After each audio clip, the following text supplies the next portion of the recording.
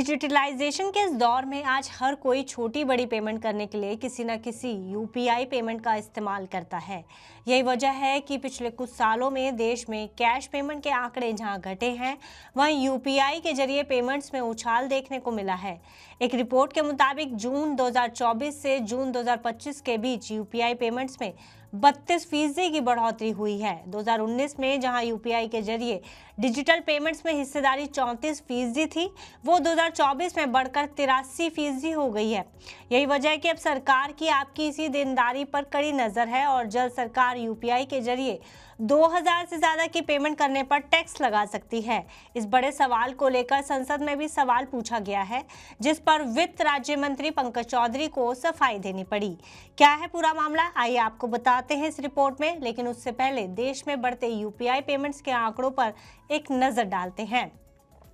नमस्कार, मैं हूं गुंजन मित्तल और आप देख रहे हैं मनी 9। यूनिफाइड पेमेंट्स इंटरफेस के जरिए पेमेंट्स की लेन देन की कुल वैल्यू मई में सालाना आधार पर 23% बढ़कर 25 करोड़ 14 लाख रुपए पर पहुंच गई है। पिछले साल मई में 20 करोड़ 45 लाख रुपए की वैल्यू के यूपीआई लेन देन हुए थे। National payment corporation of India की ओर से जारी डेटा के मुताबिक मई में यूपीआई लेन देन की संख्या 18.68 अरब रही, जो इसी दौरान पिछले साल 14.03 अरब थी। यानी यूपीआई ट्रांजैक्शंस में 33% की बढ़ोतरी देखी गई। लेकिन इन बढ़ती ट्रांजैक्शन से गूगल पे, फोन पे और पेटीएम जैसे यूपीआई वॉलेट्स का इस्तेमाल करने वालों के लिए बड़ी खबर सामने आई है। दरअसल यूपीआई पेमेंट्स पर लगने वाले टैक्स को लेकर सरकार ने अपना पक्ष साफ किया है। जब अब ज्यादातर लोग यूपीआई का इस्तेमाल कर रहे हैं, ऐसे में हाल ही में खबरें आई कि सरकार यूपीआई के जरिए 2000 रुपए से अधिक के लेन देन पर टैक्स लगाने पर विचार कर रही है। इस खबर के बाद यूपीआई के जरिए पेमेंट्स करने वालों को बड़ा झटका लगा। लेकिन अब इस खबर पर सरकार ने अपनी स्थिति साफ कर दी है और इन दावों को पूरी तरह से खारिज कर दिया है। एक मीडिया रिपोर्ट के मुताबिक जब राज्यसभा सांसद अनिल कुमार यादव ने संसद में पूछा कि क्या सरकार 2000 रुपए से ऊपर के यूपीआई ट्रांजैक्शन पर जीएसटी लगाने पर विचार कर रही है, संसद में पूछे इस सवाल का जवाब देते हुए खुद वित्त राज्य मंत्री पंकज चौधरी ने बताया कि जीएसटी संबंधित फैसले केवल जीएसटी काउंसिल की सिफारिशों पर ही लिए जाते हैं और अब तक जीएसटी काउंसिल की तरफ से ऐसी कोई भी सिफारिश नहीं की गई है, जिसके चलते फिलहाल किसी भी प्रकार के यूपीआई लेन देन पर कोई जीएसटी नहीं लगाया जाएगा, चाहे यूपीआई ट्रांजैक्शन कितनी ही राशि का हो।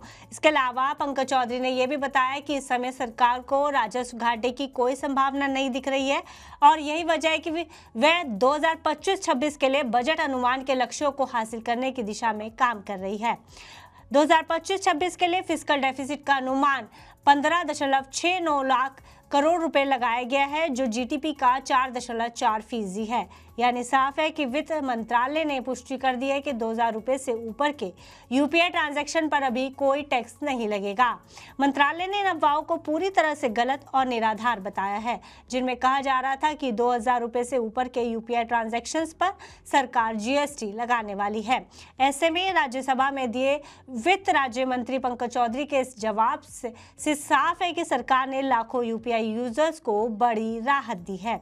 फिलहाल इस खबर में इतना ही। आप बिजनेस से जुड़ी अन्य खबरों के लिए देखते रहिए मनी 9। मनी 9 लाया है membership programme money 9 prime.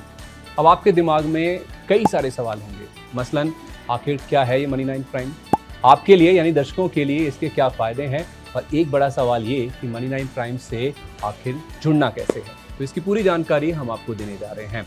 Money 9 prime में 3 प्लान होंगे, इकोनॉमी, स्टैंडर्ड और वीआईपी। तो फटाफट ज्वाइन कीजिए YouTube पर मनी 9 प्राइम। ज्वाइन करने के लिए मनी 9 के YouTube पेज पर जाइए, होम पेज पर मिलेगा ज्वाइन बटन, इसे क्लिक करें, अपनी पसंद का प्लान चुनें और बस हो गया, अब आप रहेंगे सबसे आगे।